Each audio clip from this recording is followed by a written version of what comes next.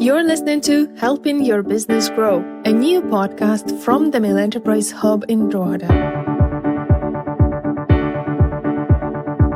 Hello and welcome to the second episode of Helping Your Business Grow, the Mill Enterprise Hub's brand new podcast with me, Colm Hanratty, founder and CEO of digital marketing agency 60 Digital and proud board member and co-chair of the Mill Enterprise Hub here in Drogheda.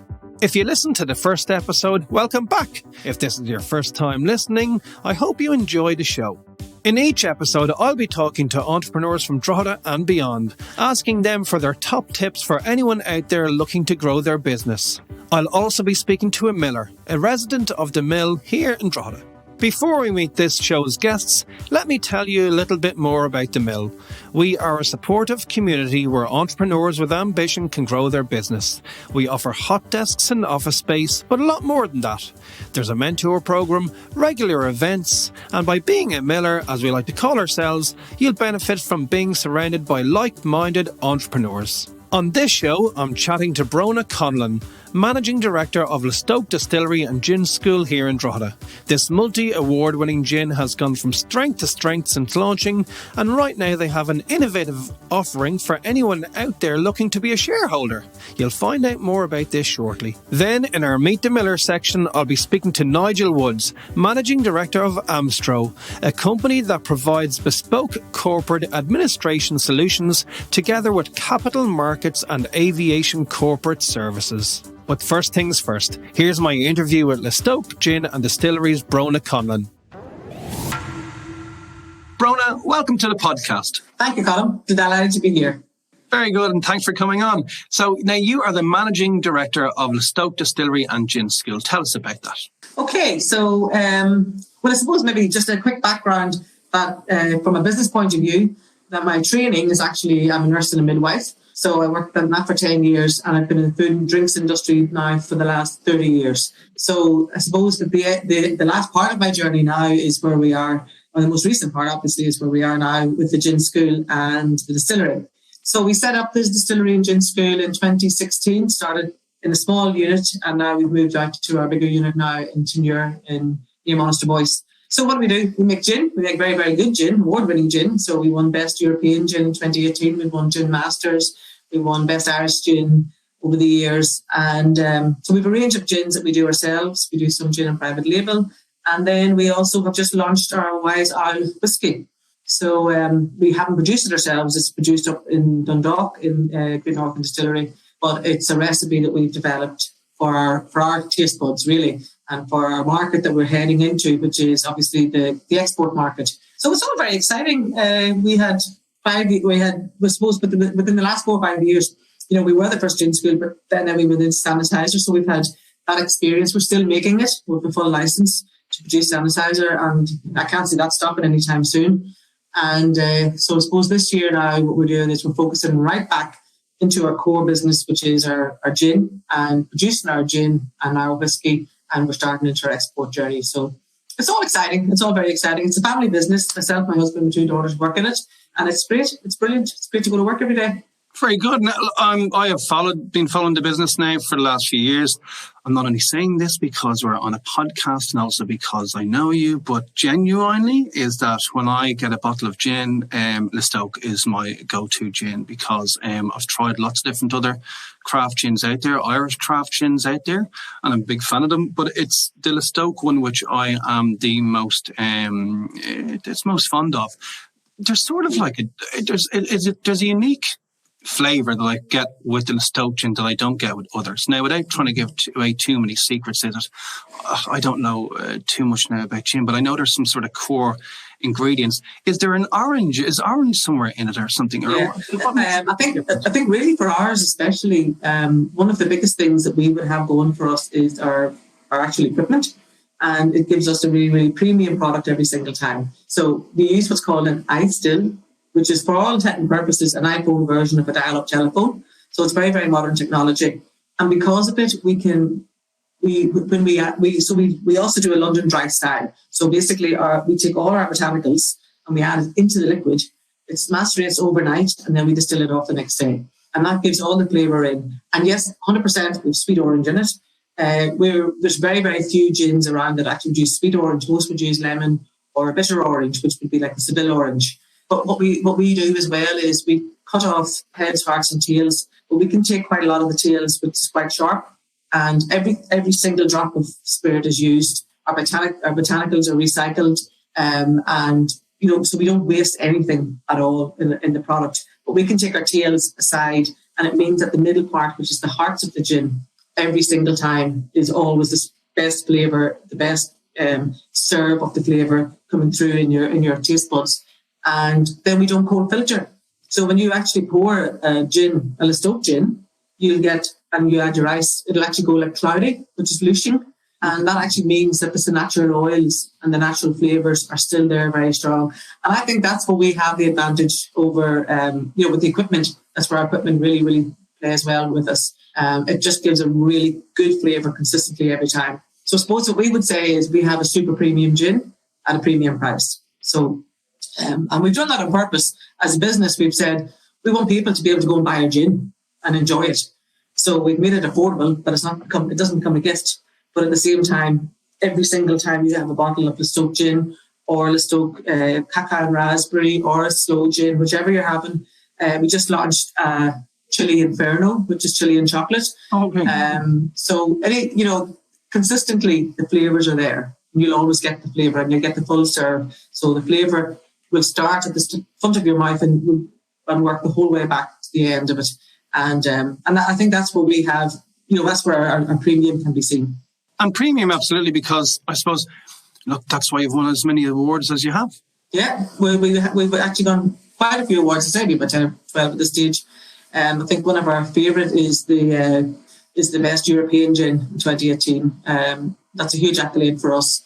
We won Best Irish Gin, as I said. We're the only gin ever in the world to win 2 Gin Masters in 1 year. And that means that we got over 96% of a vote for 16 different people for 2 different competitions. And that's huge. I mean, that's phenomenal for us, for a very, very small new brand. We're very proud of what we have, and we know what we do well. Well, congratulations on your awards and success to date. Now, you've touched on a few things there that I'd like to speak about, but just quickly, you mentioned that this is the final part of the journey, really. Is that the way you see Listoke at the moment? I'm saying the final for me personally, because if I'm still doing this in 10 years' time, there's something seriously wrong. So this is me now doing my, I've been through, put it like this, I'm not far off the list for vaccinations coming up. So that's where I'm going to leave it at. But I've worked in the different industries. Obviously, I've worked as a nurse for 10 years, but I worked in the food industry for over 20 years. And I am in the drinks industry for almost 10 years. And, what I'd like to see is that this business now, Listoke, as a distillery, as a brand, and as a company, really has legs. And we can see that, and we can see how we can bring it to that next level. And that's an exciting journey for us. And when that's done, I want to be able to sit back and just enjoy the gin instead of having to work too hard. So that's my plan. So the jump from a medical professional into the food industry, that's a fairly big, and I suppose it's a completely changing career and changing direction. Mm-hmm. But since then, it's been to where you are today. So there has been, apart from that major jump, there has been a bit of a path, I suppose, to setting up Listoke now. Yeah, absolutely. Real Irish Food Company, we had the factory was here in Drogheda for years and years. And then obviously I was in the mill at the very beginning. I was one of the first people into the mill. I remember seeing you around, yeah. First on the list as a consultant. And then, so I've worked with helping businesses set up in that. And then I was involved in a poaching company. And then I was involved in building a poaching distillery. And then I ended up with my own gin. So, it is a journey, but business is a journey. And I suppose it's whatever way you're facing it and what you want to get out of it yourself and what you see as your end goal. And that's what brings you to there. So it's been a very, very bumpy journey. Don't get me wrong, but you know what? It's just been that journey, and we just got on with it. That's it. And then, Listoke is well known within the country, and domestic sales, I'm sure, are big. But the export market is huge, I imagine. Yeah. We had sort of started to establish America, but we moved distributors now in the last few months. And so we've been a distributor in the States And that's really going to make a big difference. They're also going to take in our pink gin, which is the cacao and raspberry, alongside our 1777. And they're also taking our whiskey. So the reason why we went down the whiskey route was that we discovered that, going with a gin into these markets was one thing, but going with a gin and a whiskey was just giving that little bit more of a portfolio for people to buy into the business. Would open more doors, really? Open more doors, definitely, but also make it more worthwhile to I suppose for an importer. So it's cheaper to fill a container. So if we're filling it with 2 or 3 different things, then we can fill it more often, and it's less expensive then for them to buy and for us to set out. But the whiskey, obviously, we're flying the tails of everybody else with whiskey, but there's a demand for it. There's a demand for Irish whiskey, and that demand is only just growing exponentially, really. Russia, we've been supplying with gin for 4 or 5 years. We got it into through a trade show with Bia, actually, and they're now taking whiskey as well. So that's brilliant. And literally, once we got our container through the Suez Canal, because it was actually stuck for that little while. Really? Yes. No I have a photograph of the container and the red and all the other containers around us. So that was ours. Anyway, stuck in the middle of the Suez. But I suppose, sorry for the troubles, but it's a story to tell, I suppose, if nothing else. Yeah, exactly. And you know what? And it just meant that we've all, as a result of it, we're doing a trade show in China on 7th of May. And just as a result of that, we just ended up having to change things again, and things have been moved around, and we're going into a different port, and we have to land carry it. But it's all being done, and it's all being sorted out. But it's just the challenges of business that comes up every single day. Yeah, it's all a bit of fun. Now, when I think of Listoke, look, I think of many things. I think of a nice gin and tonic for a start. But when it comes to on a more professional or business level rather than personal, one word that springs to mind is innovation. And there's 3 reasons for that. One is Listoke was where you found the first gin school in the country, isn't that correct? Yeah, we were first ever to open. I think we were probably first to build. We're the only ones actually that have just built a gin distillery. So we don't do whiskey. We were now selling whiskey, but we were the first to build a gin distillery, and part of that then was our experience, which is the gin school, and that's been huge and really, really well received. And anybody that's been to it, basically they leave the distillery as absolute advocates of Listoke gin. And if they see it in the duty free, they'll pick it up, and if they see it in the bar, they'll drink it, because they'll have been here and had that experience. Made their own bottle of gin, which is quite unusual. We've about 50 botanicals to choose from. So you come and you make your own bottle of gin, you label it, you brand it yourself, and you bring it home with you. So it's a very different experience. Now, I haven't been lucky enough to make it out to the gin school yet, but I've heard I've been out there for events, but I've never been out to make my own gin. So very soon, Bronagh, I'm looking forward to going out there and making my own gin. I suppose the gin school falls into the I suppose what you call it, like the leisure tourism category. So sadly, it's been closed due to COVID. But when are you hoping that you might have the gin school back open again? Yeah, well, needless to say, Colm, you're always welcome out. Thank you very much. And we're actually quite interested to see how capable you are of making a good gin. But anyway, it'll be challenge on. Yeah. Challenge on. Look, we're hoping. I mean, obviously, everything is dependent on rollout and whatever else. But in the back of our heads, we're kind of gearing up towards the end of June to start opening the school again. It's been quite a challenge not to have it, because it's been a very, very intricate part of our business. But having said that, look, you know what? We have to do what's right, and come June, we'll be able to open. We have 18 pots. We'll probably open with less pots and maybe try and keep small groups together. Mm-hmm. But hopefully the end of June will see us starting to open again. It's huge from a tourism point of view as well. I mean, we work a lot with Falls Ireland and with the Boyne Valley Food Series and the Boyne Valley Flavours. So we would have a lot of tourists coming and going that wouldn't necessarily do the full school, but would maybe do a gin tasting and things like that. So it's all very important for us as a business to have these people able to visit us. So we're really looking forward to getting opened again. Yeah, look, that day is going to come again, and this podcast is being released at the beginning of May. And look, maybe people might be listening to this next October, who knows?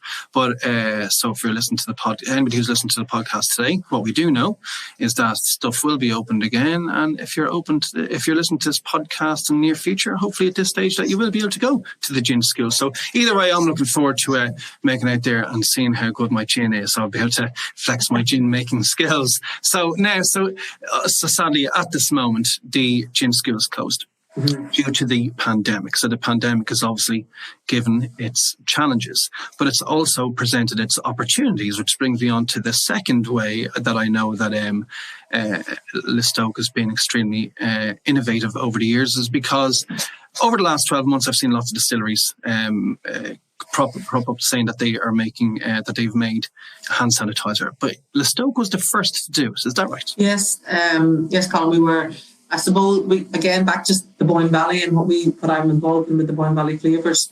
The Thursday, the 12th of March. So we had a tour, and we had a lot of food writers and that with us, and it literally was as the pandemic was hitting Ireland and all the conversation was happening about what's going to happen next. We'd been watching what was happening in the rest of the world. And really on that day, I got up and I thought, if we're bringing these people around to visit farms and whatever else, I thought, well, maybe I could look up quickly and see how I can get something that'll keep us that little bit safer. So on the Thursday, I just literally went into Tesco and got some pumps, and I just made up some sanitizer at a 65% proof, and just popped them onto the bus with the shelves and give them to everybody that was going to be there. I thought no more of it. I mean, it was more just something that I could just do. Because of your background as well, prior to getting into the food industry. Yeah, absolutely. And I suppose the fact that I've also survived cancer myself as well, so I'm conscious of keeping myself safe as well to a large degree. But then on the Friday, when we realised actually what really was facing us, I contacted the revenue and in Dundalk, and I just said, look, we can do something here. We can because we already made it. We can make sanitizer and we can make it very fast. And they said, in fairness to them, anything you can do to help, fantastic. And that was Friday the 13th. We had got into town, got some bottles, and we were selling on the next morning, Saturday morning. Are you on the 14th? Because I remember seeing it now. I remember seeing it very early. I didn't realise it was that soon. Yeah, no. The country only went into shutdown on the Sunday, really, Saturday to Sunday. But we had started on the Saturday, selling it to the public, and not only selling it. And I'm really taking my hat off to the whole team that were here at the time, because the girls were here, and we made so much, and we were able to donate so much to charity. Like, we reckoned in the end of it, we probably donated over 7,000 or 8,000 litres of sanitizer. Countrywide, and it was necessary. It needed to be done at the time. Like on Sunday morning, I remember driving up to Dundalk to the hospital and to the nursing homes because they'd run out. It was a frightening time for everybody. I still really feel it when I think about it and hear it and, remember it.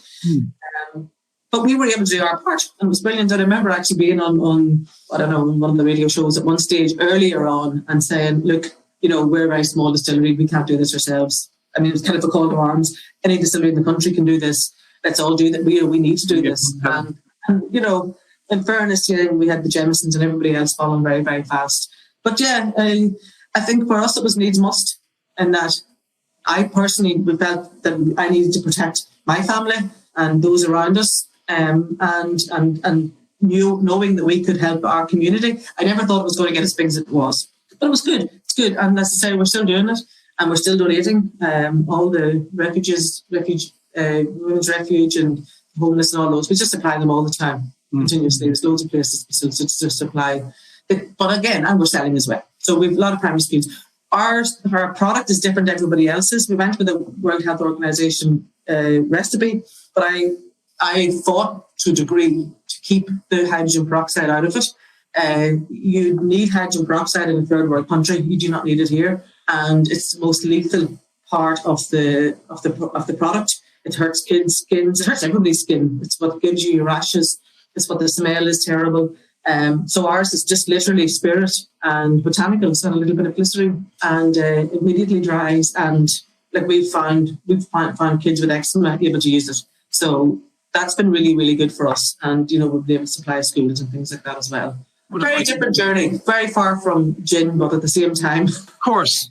Well, I suppose we have the capability to do it. What I'm hearing now is just that, so the motivation behind this, it wasn't, I suppose, a kind of business opportunity. This was more down to necessity and needs. That's what it was. It's just, yeah. I mean, the business was just doing okay. We were looking forward to actually, I was supposed to be heading at the end of March to China to sign contracts, which had never happened. Let's move forward a year. But anyway, at the time, we wouldn't have, at the time we invested 4 or 5 grand in plastic bottles and stuff that we wouldn't ever use for gin. And I remember driving out the road with them in the van going, well, do you know what? We could still be looking at these in a year's time. And it was never to be able to do it. It wasn't it wasn't for money. It was for, which is why we gave it away so much. Yeah. We weren't charging huge amounts for it. I mean, I've seen some of the costs. There's no need for it. It was more that we could. And as I say, it started off literally with that Thursday with the food writers going, you know what, I need to do something here. I need to just make sure everybody's secure and safe. And again, that's the nurse's head of me probably. But yeah, and then it rolled out. And eventually we settled into it being a very, very intricate part of our business, which it still is now, and which we're very glad of. Yeah, and look, surely there's somebody listening to this now that might have some issues with hand sanitizers by way of myself. I've noticed that over the last 12 months from maybe putting too much hand sanitizer on or washing my hands too much, so my own hands have got a little bit too dry. So where can people pick up this hand sanitizer now?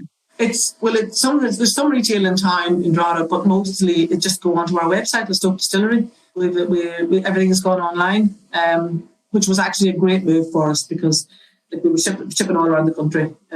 So you'll get it online, no problem. Oh, that's super. Looking well done. It's a great thing that you did. And hats off to you. So again, it was being what Listoke was just doing there, being extremely responsive, being innovative. And now at the moment, here we are, just over 12 months later. And I saw a news story recently that you are now the first distillery, I don't know, well, it's certainly in Ireland, I don't know if it's the world, to be doing something. You are giving people the opportunity to own shares in the business. Tell us about this. Well, I think actually, whatever about the first distillery, I think we're the first business ever to do it. Businesses in general would crowdfund. And I think really it was so about 8 weeks ago, when we came into this year, we were dusting ourselves down and having been knee-deep in Sanitizer, we're just sort of saying, right, okay, we were ready to launch the whiskey. We're ready to really, I suppose, relaunch the Stoke, and focus now on the core business. So we thought, okay, right, we need a bit of fundraising. So we do have funds and are very secure in the States for funding for brand activation.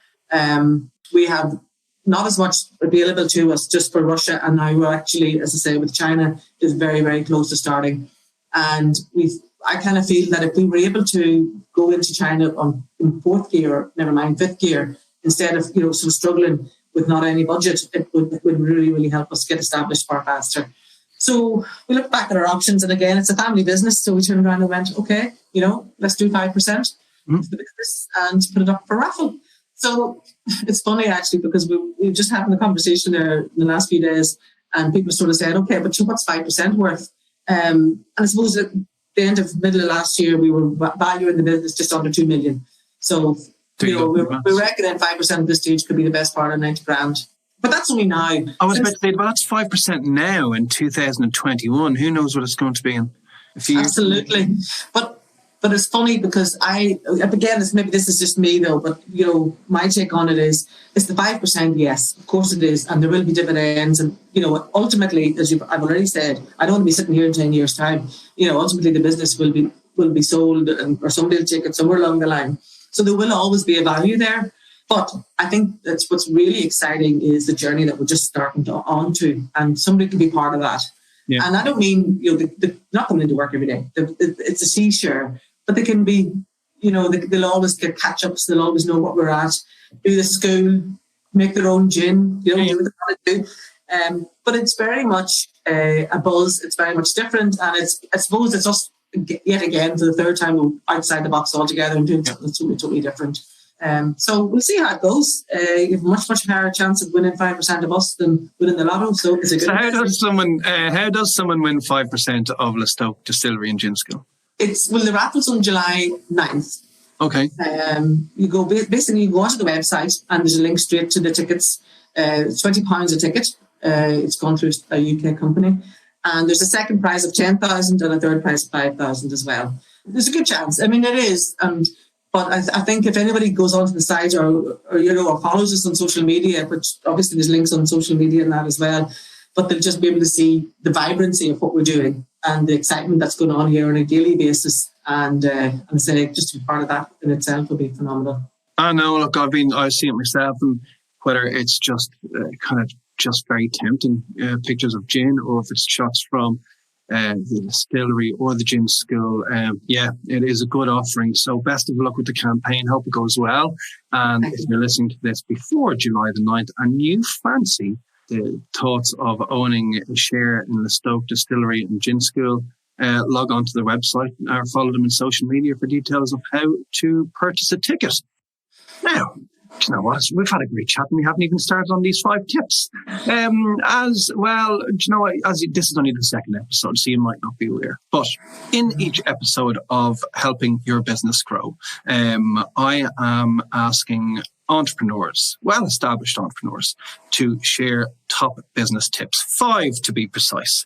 And Bronagh is no different. So, Bronagh, I've asked you to compile a list and we'll go.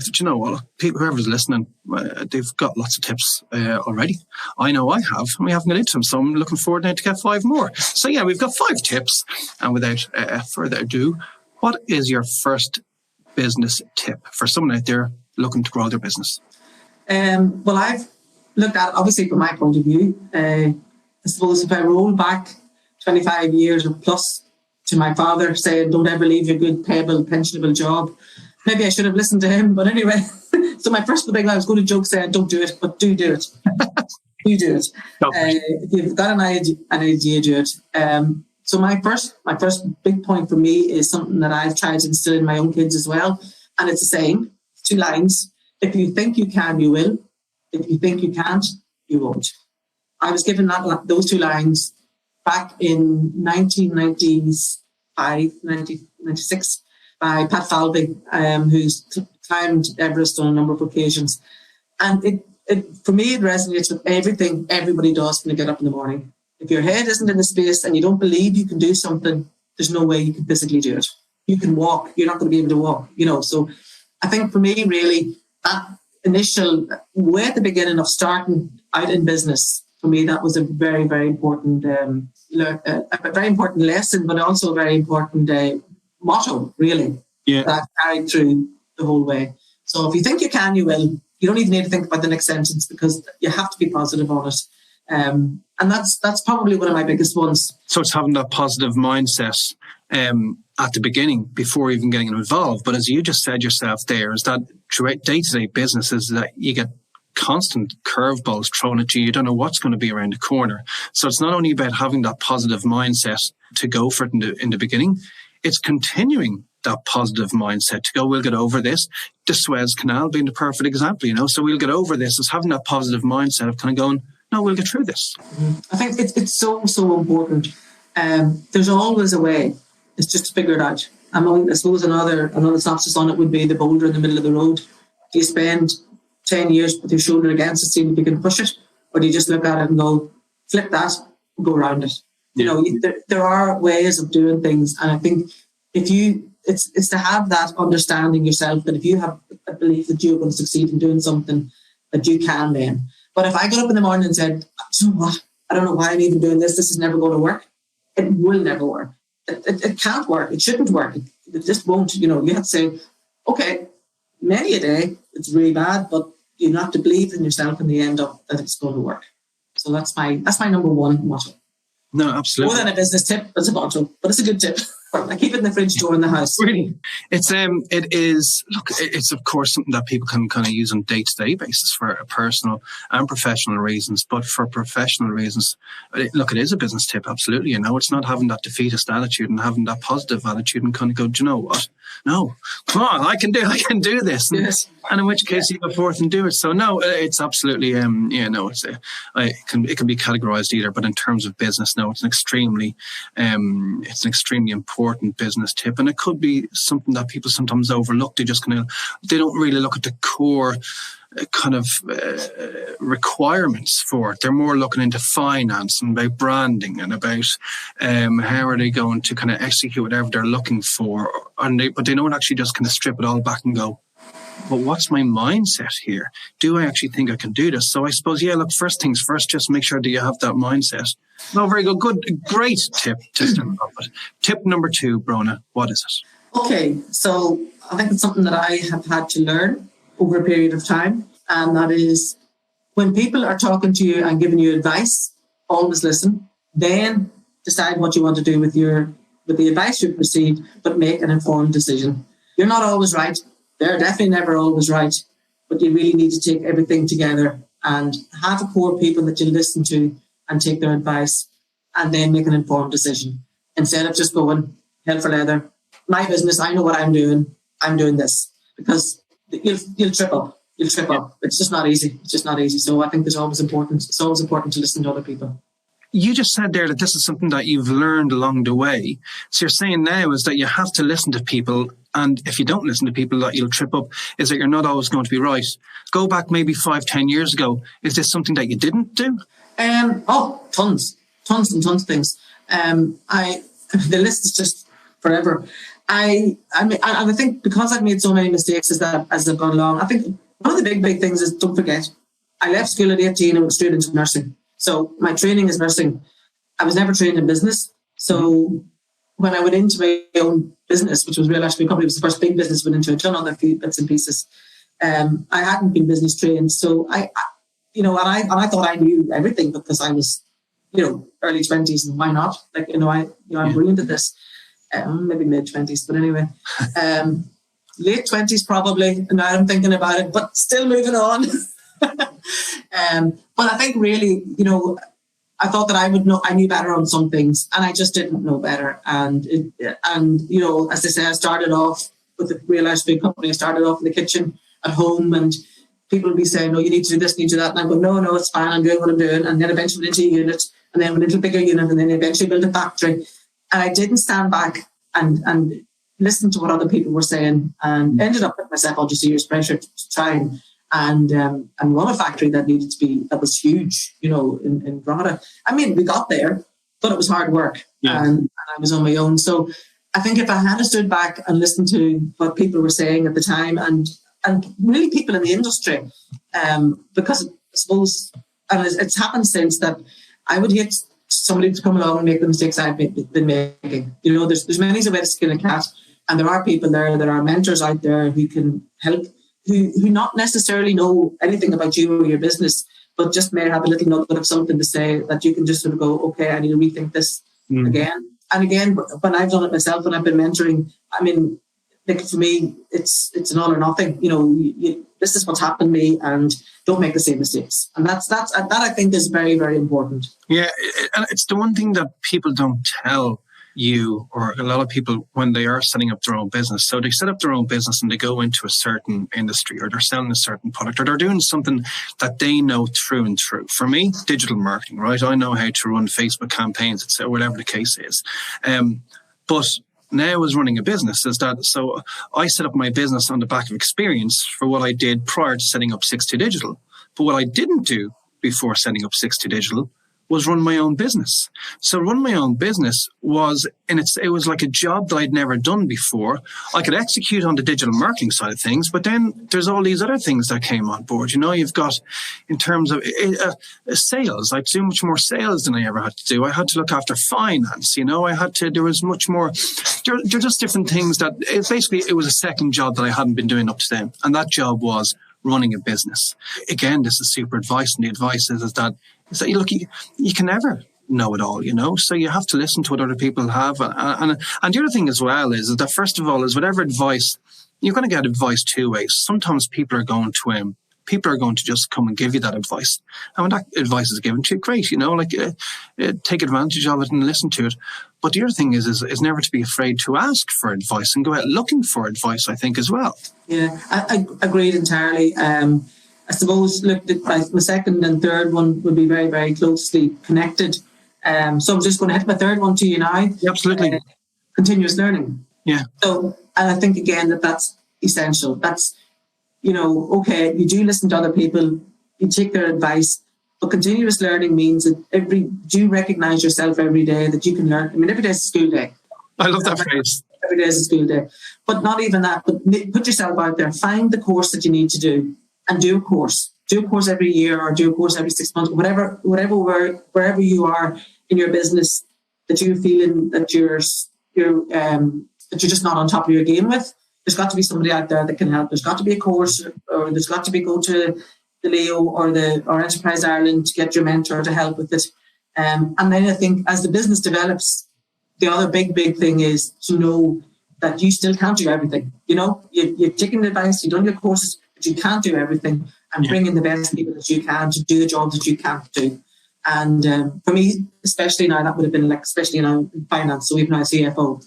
And it's necessary to accept your own limitations, learn how to understand everything, do the courses, as I say. It doesn't have to be, I'm not talking about doing a master's in business or anything like that, because I don't think my brain would ever allow me to do that. But just to do update courses, and there's plenty of them everywhere. And that is essential. Continuous learning is essential when you run a business, because if you don't do it, then you believe that you know everything, and then that's where you're going to start. Bad day. When you think you know everything, you think you know it all, that's the worst day ever. I was actually saying to somebody recently is that I do some lecturing, and at the end of every lecture, there is a scoring card, and not so much anymore. It's done through SurveyMonkey, but once upon a time, at the end of every lecture, there was a piece of paper given, and I was marked 1 to 4, and 1 being rubbish and 4 being brilliant. And I didn't like getting the 4s, because then I was thinking, right, well, there's no way I can improve. I love getting the 3s, because the 3s were, this was really good. But it meant there's room for improvement. You go, right, well then, so I would then look back over the content and go, what could I have done better to get that 4? But I never really want the 4, because if I get the 4, it means it's all downhill from there. So you always want to be getting that 9 out of 10. 9 out of 10 is great, but there's that little bit extra. So it's always good to, yeah, exactly. The day you think that you know it all and you stop learning is a bad day. Something which ties these 2 points really well together is something that you said under point 2 and something that you said under point 3. So something that you said under point 2 was that you've made many mistakes, right? I've made many mistakes. We've all made many mistakes. Mm-hmm. But what mistakes do is that you turn that negative into the positive, and you go, right, well, I'm after making a mistake here, but it's not the end of the world. So what am I learning from that? So mistakes feed into continuous learning. Absolutely. Yeah, totally agree. And again, that's part of, being your business manager. You have to recognize that you made the mistake, made the mistake. Can't blame somebody else that you made that mistake, and that you have to say, right, okay, how am I going to prevent this happening the next time, or what action has to be taken to undo it, or whatever. And I think that's really important to, it's not a blame game. You're an entrepreneur, you're an owner manager. No, you can't blame anybody else on anything. Yeah. That's the bottom line lies with you. So it's, and even if you have staff, what's the problem? Why they do that? Because you haven't taught them properly, maybe. Yeah. Maybe because you haven't explained something to them properly. And again, or they didn't do it the way you wanted them to do it. But why? Because, well, number one, they're not you. Yes. They're going to do it with their ability, not with your ability. And I think it's just to see that and to understand that and to say, okay, you've other people here that you have to answer, that they have to answer to you, but you have to accept that they are who they are as well. And that's all continuous learning and continuous recognition. Before we move on to number 4, you mentioned the Leo there, just in terms of continuous learning. Who have been the different maybe people, different organizations that have helped with the continuous learning for you as the managing director of Listoke Distillery and Gin School since you founded the business? So on that, we're going to go on to number 4 because this is about it. Oh, very good. Okay, and just as a disclaimer here, by the way, so I spoke to Bronagh on the phone just before I came here, and I said, Bronagh, we're all okay with the 5 points? Yeah, great, okay, I'm launching Zoom now, I'll see you in a second. And I said, right, and I said, do you know what the great thing is? And now, look, this is the gospel for me. I said, the great thing is, I've no idea what your 5 tips are. And they're kind of going in. So this is a coincidence. But anyway, yeah, so great. So what tip number 4, what is it? It's not don't eat yellow snow. Basically, what we're saying is, I suppose where again is I'm looking at what I've done, and it's utilise everybody. So I'm talking state bodies. I'm talking about the chamber. Your local chamber. I'm talking about the Leo, Enterprise Ireland, Bord Bia. Like there are so many. Well, certainly for me, your local enterprise hub as well, maybe. Oh yeah, absolutely. I'm sure I've been there. You know, yeah, absolutely, of course. Absolutely, And the big thing about it is, and especially somewhere like the Mill, I have to say, because that made a huge difference for me, is that when you're utilising these bodies, right, you're doing 2 things. You're building a relationship with people that know an awful lot more than you're ever going to know specifically about what you need for your industry, right? And that's essential for you to be able to know where you need to go to get help whenever you need it. And then in building those relationships, you're also meeting friends. You're also meeting like-minded people. So I suppose really in utilising all these contacts, I mean, as a CEO / owner, manager, entrepreneur person, it's a very lonely place oftentimes. And I'm saying that, and I work with my husband and my daughters and we've other staff as well that come and go all the time. And I still feel responsible. So you've ultimately got the responsibility. So in going to attending functions with Bord Bia, attending functions in the Mill, attending functions with the Leo, or just going through training with them and things like that, what you're doing is you're bringing yourself to like-minded people. Mm-hmm. And, just having that conversation. Sometimes you go away feeling, okay, I've actually been able to help somebody. But more often than not, you go away going, well, I've learned something today from that person or from X, Y, and Z. And again, like, for example, yesterday, I had an issue trying to sort out the license and things like that for the whiskey. So I was actually able to, I stood back and thought, okay, I can't get through to the Department of Agriculture. What is going on here? And instead of going and getting annoyed at myself, I thought, okay, who do I know that will have done this, that I've met through business? Yep. And I lifted the phone to them and I said, who's your contact? Can you share it with me? Absolutely, Bronagh, no problem. Came in an email 2 seconds later, sent the chap in the Department of Agriculture an email 5 minutes later, and it was sorted. Instead of, and it was only because I've gone there, I've done that, I've met these people. So It's really, really important. It's really important to just put yourself out there and make the time to be part of things like the chamber. Your local chamber, there's loads of businesses in it that can help. The Leo have been fantastic. Like they fund, but they do far more than funding. A lot of supports also. Oh, totally. I mean, mentoring is huge, and courses obviously and things like that. So that kind of would. I mean, I suppose everything that I'm saying is how I feel to develop more. Maybe is to develop your business as opposed to just making business mistakes. But that's where I'm at with it now. Yeah, and something which is it's having those supports, and in some cases those supports are, it could be an organisation or it could be the chamber or whatever, or somewhere like here, like the Mill.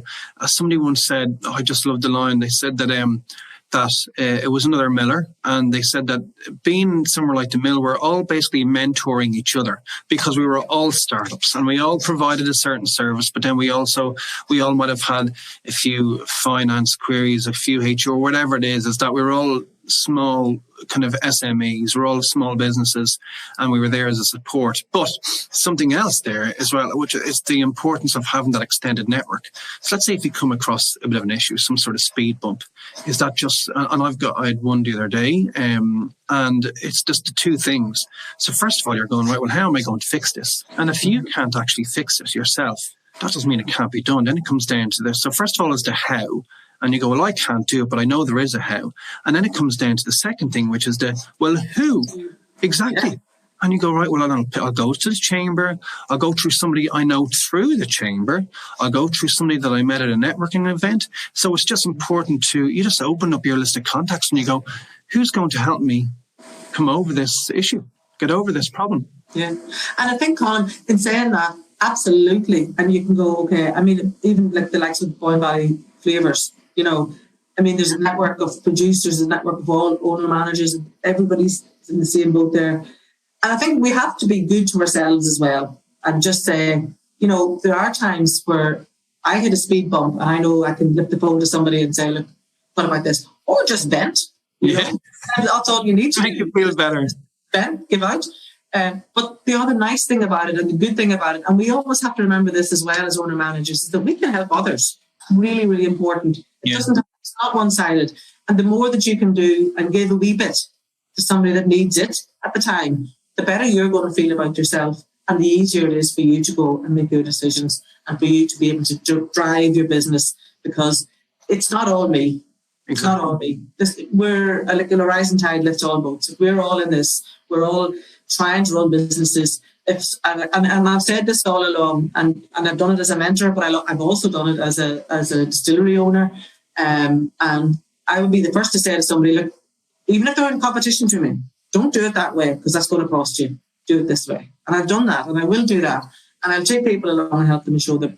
Now, don't get me wrong, that's the detriment of the business, because that would be pretty silly. But at the same time, there are little ways of doing things, and I think that we have to be good to ourselves as well on that, you know. Yeah. It's just I suppose it's about paying it forward, because none of us are expert. I hate that word expert, because expert kind of it gives that sort of kind of it leads you to believe that somebody who's an expert in something knows everything, and you can't know everything. But of course, while as business owners we go to other people looking for advice, but at the same time it's good to be in a position where you can actually give that advice to other people as well. So give something back as well as just taking the advice as well, I suppose. Yeah, I mean, totally. I mean, even just like the conversation we had when we started on the phone earlier. You know, we started this conversation earlier. You know, I'm doing raffle, whatever, and what can you help? You know, can you help me? And we start, and that's important. That's important. There are people that you can lift the phone to. You have to put yourself out first. You know, you do have to. You have to go into committees. You have to go into groups, and so many people are afraid to go into the public medium, but they can go there and just not talk until they're ready to talk. But it's really, really important to go and do it. It's really important to go and attend the functions and attend the showcases. And, you know, I just think it's just so important for business and for personal. Yeah, you have to grow that network. Okay, finally, tip number 5, Bronagh. What do you have for us? This is an easy one. Okay. Okay. Stop, breathe, and take time off. Okay, it is. After yourself. Yeah. You have to stop. You have to breathe. It's not all about business. It's not all about work. If you don't train yourself to, instead of getting up in the morning and going, I have to be in the office for 10 to 9 or 8:30, and then I have to be left at 6:30 and do a whole day's work. And no, you know what? If you don't want to go into 2 o'clock, don't do it. You know, you have to understand that you have to look after yourself as number one. And I think none of us do that properly. None of us stop and breathe. We're just thinking of what can be next. And I mean, I did a course recently with a chap called Shane Craddock. I don't know if you've heard of Shane Craddock. No. He just happened to be. I've done loads of trying to meditate and all this thing. I've never succeeded. I'm too highly strung. I'm too, you know, keep going. But I found that after the year that was last year with COVID and everything, that I wasn't being productive. And I wasn't controlling my mind, and I wasn't even in a position to go and do a proper day's work because my day was going on everywhere. I couldn't focus. So I just said, right, okay, I need to do something. And I think that we need to understand that we control our minds. We need to do a focused day of work, and then we need to walk out of work in the evenings, and we need to have our weekends off, and we need to do things ourselves, and we have to just stop and breathe. And if we don't stop and breathe, we're going to car crash into lack of energy, lack of everything, and burnout, and jingled head.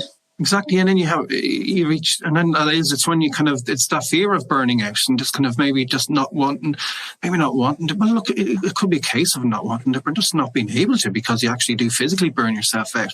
Something that you just said there is key, and I think this is something that people really need to understand. Is that you said the word training is that you actually can. you can train yourself to be able to, it just takes a bit of discipline, but just train yourself to look after yourself. It's kind of like that.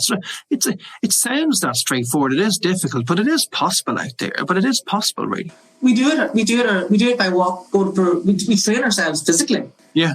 But we forget about our minds, and that's the most important part to train. And if we can accept that, everything that we do is predetermined by how we think about doing it. And this is right back, what this will do is this brings us right back to point one. If you think you can, you will. If you have your mind there and your mind is saying, I need a rest, I need to settle down, I can do this, I know that I can do this, and I know that I'm going to have a vision in 5 years' time. I have one for my business, and I have one for my exit strategy, and I know where it is. I know that the journey is going to be up and down, and it's going to have all the challenges it's going to have, but I know I'm going to get there. And if I don't have that focus and that belief in myself that I'm going to do that, and take it one step at a time to do it, then it won't succeed. So I have to, if I don't look after myself, it's back to put your own oxygen mask on first. If you don't look after yourself, you can't look after your team, and you can't look after your business. That's really important. And for me, it's the big thing is just breathe. Yeah. I think you're sort of going somewhere, just go breathe, and you stop and you breathe.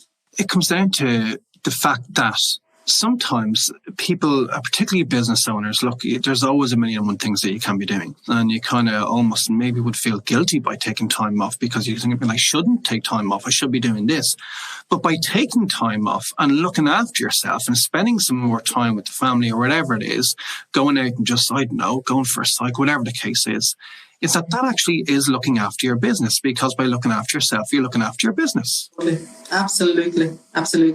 And you're putting yourself under less pressure, and you're putting your family under less pressure, and therefore you are managing your business. You're not putting your business under pressure. You're managing it at your optimum, not at your minimum. If you're managing something at your optimum, you're going to make it succeed. And you can only do that if your mind is where it needs, is in that positive place. And it's not easy. Don't get me wrong. I'm not brilliant. I can do it. I can have days like everybody else. Everybody does. But I have started to learn to take more time to myself. Okay. And I'll do it. And I'll go for a walk for an hour, and I'll not have the phone on. I won't listen to podcasts. I won't listen to anything. I'll just listen to the birds, right. Or whatever. And if I don't do, and I'm not, don't get me wrong, I haven't gotten around to doing meditation or anything like that, because I still haven't given myself enough time. But what I'm saying is that I can see the difference in just that one word, breathe. I can just see the difference in that, and just breathe. Just stop and breathe. And do it. I've done it sitting at the desk, and get myself annoyed about emails and getting things going. What do? Get up, walk away, do a circle of the yard, and come back in again. Do you think COVID has helped, has been a contributing factor to that? For me, well, an awful lot changed work-wise for us, besides the buy-in, I suppose. But I think for an awful lot of people, yes. And it's given so many people more time. Yes, as well for me, actually. Yes, because I've allowed myself to be at home. I've allowed myself to go home in the evenings and leave my laptop and work. That's my latest challenge. And I've done that 3 days this week. I'm so proud of myself. Very good. Yeah, but it is a big thing for me. It is a big thing for any owner manager. Anybody that's listening to that goes, and I leave my laptop here, but I don't look at emails on my phone. When the laptop's here, that's it. Don't do anything on the phone. Maybe a little bit of Twitter or something to see how things are, but I don't go near it. And so I think that whole COVID has taught people.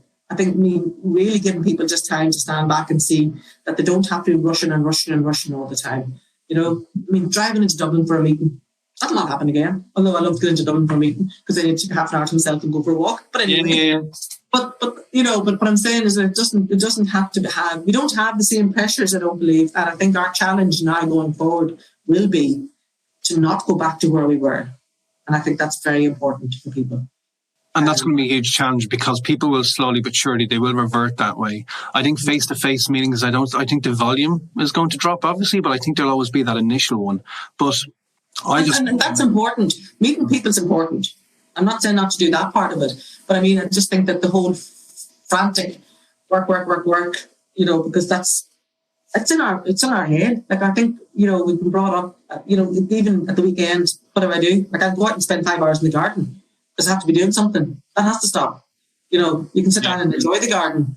You don't have to always be digging or planting or cleaning or whatever. So I think that's where COVID and we're going forward, people have stopped and said, okay, we don't have to be that frantic going forward all the time. Because the one thing that I think an awful lot of entrepreneurs, owners of businesses would like, if they could ask for anything, I know it's one thing probably I would ask for if I could have more of, it'd be just time. Just give me more time. And what COVID has done is actually given more time. Once upon a time, I was getting up in the mornings and I was bringing the kids to school before going to work. Whereas now, now at time of publication of this podcast, schools are open again. So I am doing a school run again. But for an awful lot of time there, for a long time, I wasn't doing a school run, which meant that it actually gave me time to go for a walk in the mornings or go for a run in the mornings or whatever it is. So yeah, I've just found that COVID has just given that little bit more time, and it's just allowed more time. Now, weekends for some reason just really feel like weekends now. And yeah, just a little bit extra time in the mornings and the evenings to do, as you said, to do just that, which is your fifth tip, stop and to breathe. I think it's a very important tip, and it's a great one to end up on. Bronagh, thank you very much for coming onto this podcast. This has been extremely enjoyable and just as educational as it has been enjoyable. So thank you very much. Appreciate it, Colm. Thank you very much for having me. I know, it's great. And hopefully for those of you who are listening to this, did you say that the draw for the raffle is the 9th of July? Yeah. The draw for the to have shares in the business is the 9th of July. So if you're listening to this before the 9th of July 2021, and you're thinking, do you know what, I'm interested in owning shares in Listoke Distillery and Gin School, or if you're looking for hand sanitizer, or if you're looking for an extremely delicious craft Irish gin, which is my favourite gin, glad to say. Whereabouts should people wanting to do any of the above, whereabouts should they go? ListokeDistillery.ie. Very simple. Everything's on ListokeDistillery.ie. We're on Twitter, at Listoke Distill, Facebook, Listoke Distillery, and Instagram, Listoke Distillery. So yeah, it's all there. It's all there. Very good. So log on, and whether you're looking for one of those three, you'll find all details from there. Bronagh Conlon, Managing Director of Listoke Distillery and Gin School. Thank you very much for jumping onto the podcast. Congratulations on your success so far, and best of luck in the future. Thank you, Colm. Thanks for having me. Cheers. Meet the Miller on Helping Your Business Grow, the Mill Enterprise Hub podcast. As you might know by now, residents of the Mill here in Drogheda are known as Millers. So in each and every episode, I'll be speaking to one, asking them about their businesses, how the Mill has helped, and much more. In this episode, I'm chatting to Nigel Woods, MD of Amstrow, an independent financial services firm dedicated to assisting and supporting companies and business owners with all of their commercial and administration requirements. As many of his clients are in the aviation space, the last 12 months have been challenging to say the least. Here I ask him how has he responded to the pandemic and much more. Nigel Woods, Managing Director of Amstrow and of course Miller here in the Mill Enterprise Hub in Drogheda. Welcome to the podcast. Thanks, Colm. Now, good to be here. Tell us about Amstrow. Tell me about your business. Yeah, so in the Amstrow Group, we have a number of different companies within there to specialise on corporate services. So we have Amstrow Aviation Corporate Services, which focuses on aviation structures. We have Amstrow Corporate Services, which does a lot of structured finance, capital markets for large transactions. We have Amstrow Company Formations, which helps companies set up. We work closely with a lot of accountancy firms, helping them set up entities here in Ireland, and international companies looking to set up here. We also have Amstrow Shareholder Services, which looks after cap tables and investor relations for a number of large companies. Amstrow Directorship Services, which provides directors to a number of entities. And then finally, we do some asset finance in relation to helping to find different assets for investors. So a few different companies within the group. Okay, so if I'm right, that is 6 different companies within the group. Is that right? Yeah. Okay, of those 6, is everything kind of spread out evenly among those 6, or is there one of those businesses that's more your, for want of a better expression, bread and butter, and the other ones don't take as much time, or whereabouts do more of your, I suppose, efforts lie of all those 6 different businesses? Yeah, probably the most efforts is with Amstrow Aviation and Amstrow Corporate Services, and the other entities are kind of there to complement, what is required within those entities. So if they need, share structures or something to complement the service, then we reach out to the separate entity for that one. So yeah, so most of the work is done within the two main entities, Amstrow Corporate Services and Aviation. Okay, yeah. And then the other 4 sort of, they complement what Amstrow Corporate Services and Amstrow Aviation brings. Now, yeah. Amstrow Aviation, I'll come to that now in a second, because of the times that we're living in at the moment. When you hear aviation and you think COVID, you just think challenge is one word which comes to mind. So we'll come to that now in a second. But first of all, you are in business 3 years, is that correct? Yeah, well, the idea was formed this time 3 years ago. Obviously, it takes a bit of time to, get everything in place. So I came to the mill roughly the summer 3 years ago. We had to spend a couple of months getting our different licenses, getting everything up and running, and really launched, in January 2019.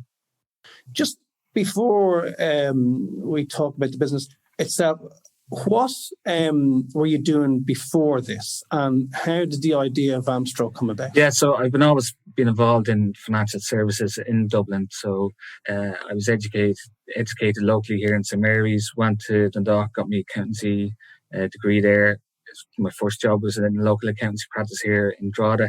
Stayed there for a couple of months and then moved up to Dublin to reinsurance, qualified as an accountant there, moved to a large bank, qualified as a tax advisor there, and then wanted something different outside the big financial institution. So there was a trust company, a big American trust company wanting to set up in Dublin. So I came on board there as number 2 and helped set that up. And then a Jersey Island law firm wanted to set up a trust company here and reached out to me and set up their office here in Ireland. I was country manager there for 11 years. And while there, it went from a small run legal practice where you had a full insight to becoming private equity owned, and a lot of things changed in the last couple of years. So we just said, I wanted to take destiny into my own hands, and we wanted to be able to be more dynamic and to create something that was a little different, but a little more bespoke. Okay, so obviously before setting up Amstrow, an awful lot of experience in the financial services. Was it always a goal? Was it always a vision for you to set up your own business, or did it sort of happen by accident, or how did you kind of plan to where you are today? Yeah, but, when I was studying being an accountant and all that, I always thought, I'd have my own accountancy practice. Obviously, I diversified into more corporate services and setting up structures and, more tax structure and stuff.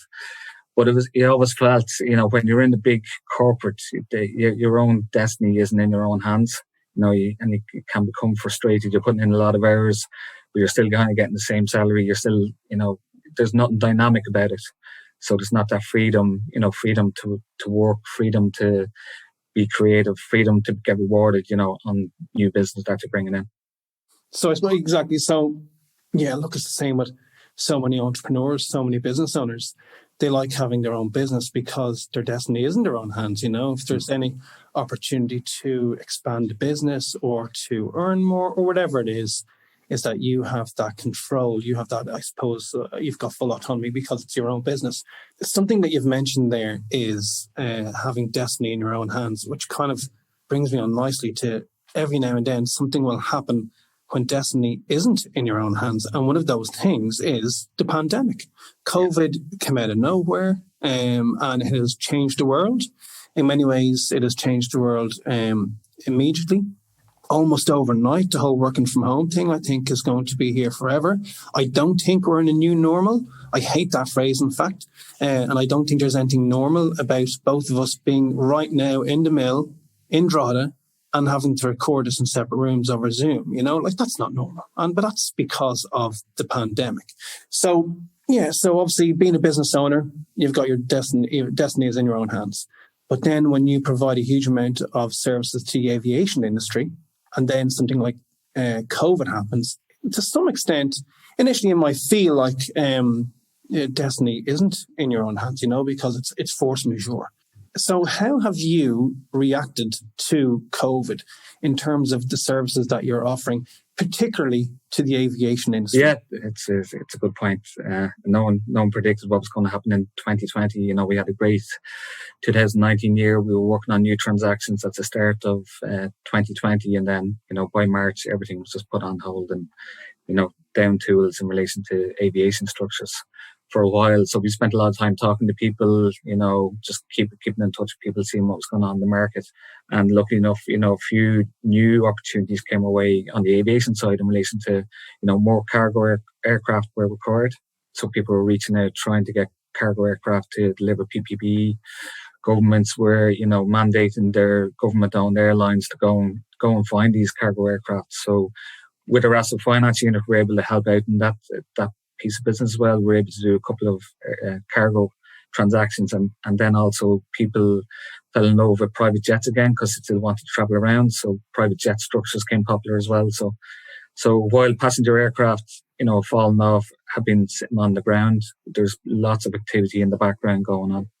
While COVID has given its challenges, it's also presented opportunities as well. Yeah, and that's on the aviation side. On our corporate services side, we've seen a lot of people setting up their own businesses and saying, look, I'm working from home for these clients. I don't need to be part of something else. So we've seen lots of people setting up their own businesses within, this time, especially in the IT sector, people reaching out and just saying, look, I'm at home here working away. I can do this on my own. I have my clients.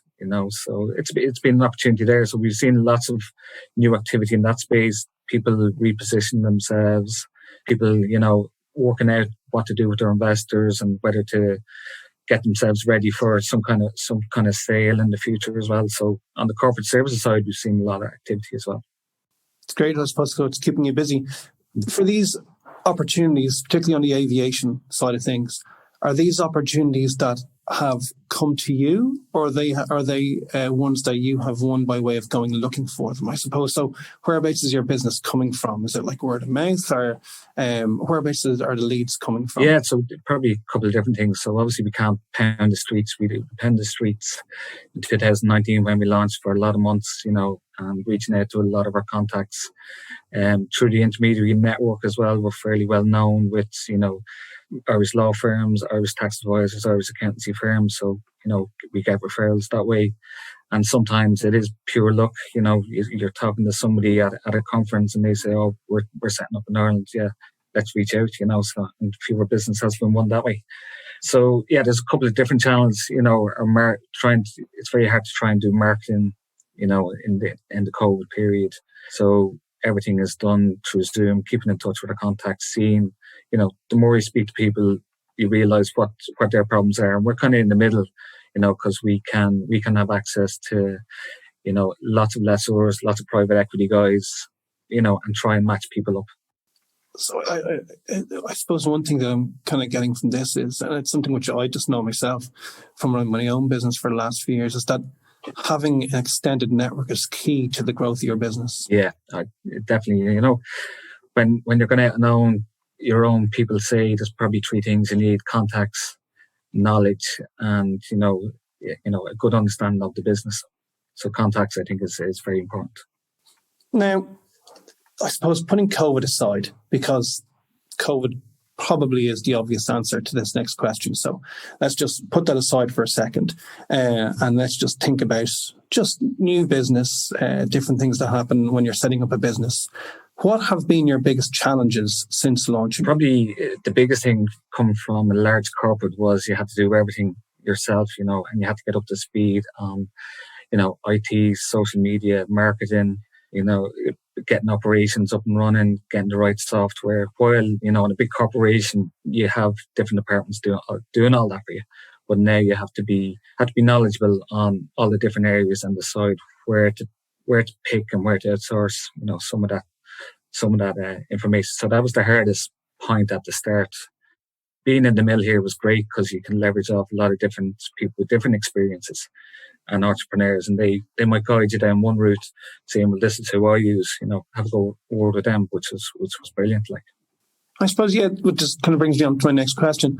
So how have you managed that? How have you transitioned from being in a position where you had that support to being in a position where you haven't? You've kind of touched on that a little bit, obviously, which is great. The mill here has been a support for you, but just tell us a bit more about that. Going from that large organisation to going to your own business and not having those different departments that you can tap into. How have you managed going from one to the other? Yeah, so, well, so many areas I was quite efficient in, like obviously I'm a qualified accountant and everything. So the finance and operation side wasn't too bad. And I'd set up 2 trust companies before. So getting things off the ground and having the knowledge of who to contact quickly was, fine, from an operational point of view. It was, where to reach out, the marketing, what's the best way to do it, what systems to use, CRM systems, how to capture everything. So the more people you talk to, the more ideas you got, what to use, whether it's a CRM system, even local marketing, who's going to do your web design, who's going to do the different brochures and the whole lot. So it was, you have to talk to a lot of people and talk to people that are in the kind of same situation that you are. Instead of talking to a big corporate that uses a big firm in Dublin, it's working locally with providers. Absolutely, and I can kind of second that. And that since I've been in the mill, you could be going out. Obviously, let's talk about pre-COVID times, now when the place would have been busier, and going out to grab a coffee, and then you'd meet another business out there. And you just realise, being in a building with so many other businesses, that everyone has the same challenges. It could be HR challenges, it could be finance, or in which case there could be a void that needs to be filled in terms of you might need to provide a particular service to a client that you don't offer, but in which case then there's another business in the building which does offer it. So yeah, I suppose this is it's one clean swoop, I suppose, by having your business in here in the mill or in any enterprise hub around the country, is that network is grown an awful lot very, very quickly, which then, of course, provides that extra support, which is what all entrepreneurs need. Yeah, definitely. What has surprised you most since launching? Probably how quickly time has gone by. It's 3 years already since we came up with the idea and made the decision to set it up. And it's literally just flown by, so they say the first 3 years is, the most critical part of it. So, time, how fast time goes is probably one. And, how well we're received with large corporates and small entrepreneurs as well, looking to set up Irish operations. They feel as if they're talking straight to the decision makers and people with a vested interest in making sure their project goes well, instead of, some kind of sales rep or something like that. So we got a lot of traction and surprises in that sense, where we thought, large clients might want to go with a large, corporate service provider, but instead they're choosing smaller corporate service providers who have the expertise. And in COVID, they found out, and we've, heard on the grapevine, that a lot of people are struggling, dealing with junior people in other organizations, not having access to their senior people, and everything is a lot slower, while with us, you're dealing with, senior people.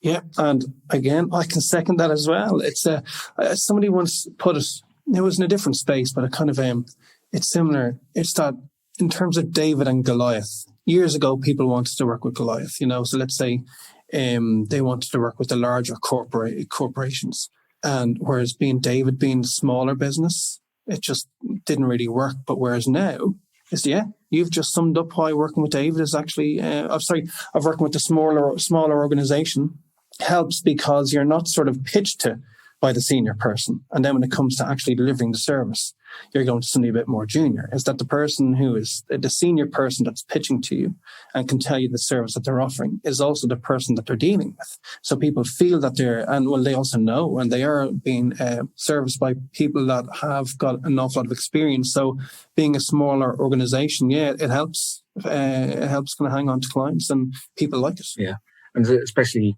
COVID has kind of highlighted that. You don't have to have big fancy offices in Dublin. It's more to do with the service and delivery and the people you're dealing with. 100%. In terms of what surprised you, you mentioned that what surprised you has how quickly those 3 years have flown by. But how quickly, I suppose, just for anybody out there, right, who is thinking that they haven't set up a business and they're thinking about it. And I'm speaking now to somebody who has just set up their business recently enough, I suppose, is that how long or how much thought went into actually coming to the decision that, do you know what, I'm going to set up my business? Is this something that you were stewing over for a year, or is it something that kind of hit you maybe once at the beginning of October and then the beginning of January? You said, yeah, let's launch a business. So turnaround time is 3 months.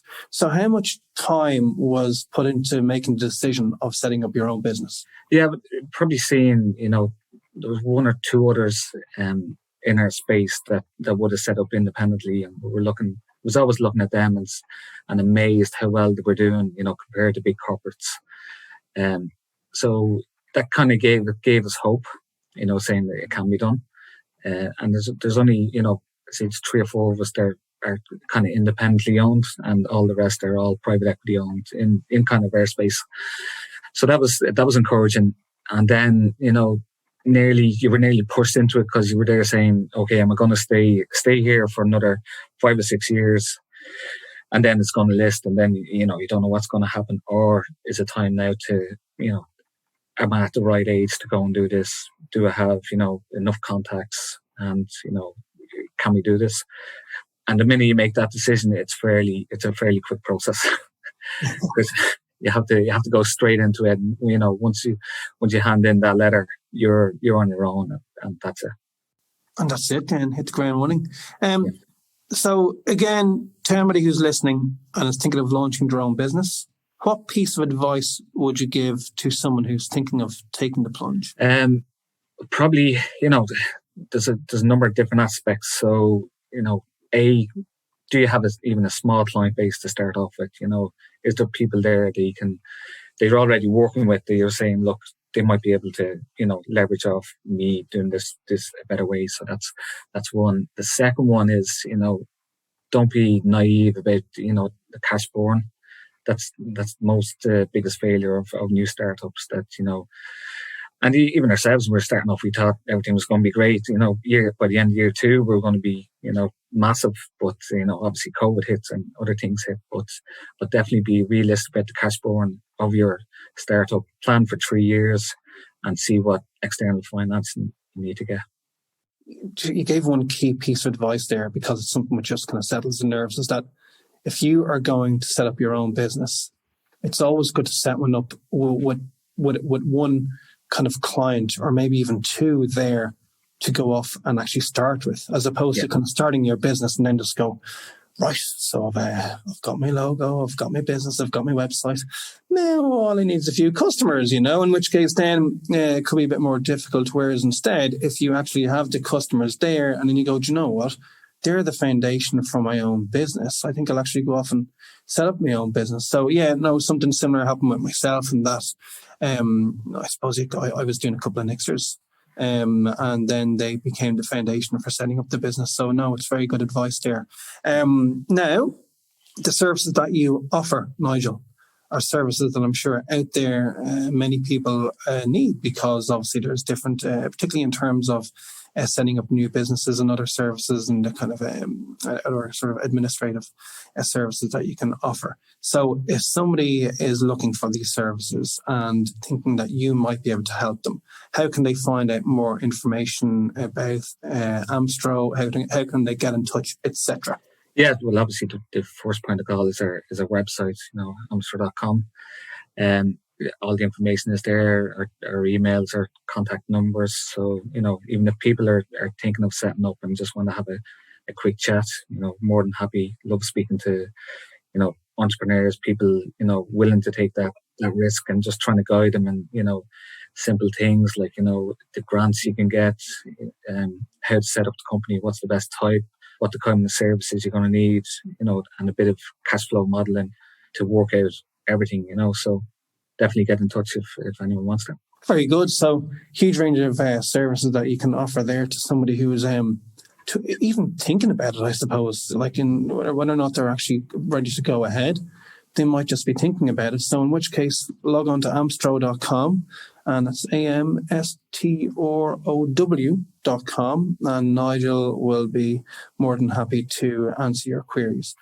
Nigel, thanks for jumping onto this Zoom call to do this interview for DeMille Enterprise Hub's podcast, and best of luck with everything in the future. Thanks, Colm. It's been a pleasure and great to catch up. That's it for this episode of Helping Your Business Grow. Thanks again to our guests, Bronagh Conlon of Listoke Distillery and Gin School and Nigel Woods of Amstrow. I hope you've picked up some tips from listening to them. I know I have. Don't forget, if you're interested in learning more about DeMille here in Drogheda, what we do and how we help entrepreneurs grow their business, log on to themilledrogheda.ie for more information. I'll be back again in 2 weeks with the next episode of Helping Your Business Grow with me, Colm Hanratty. Thanks for listening.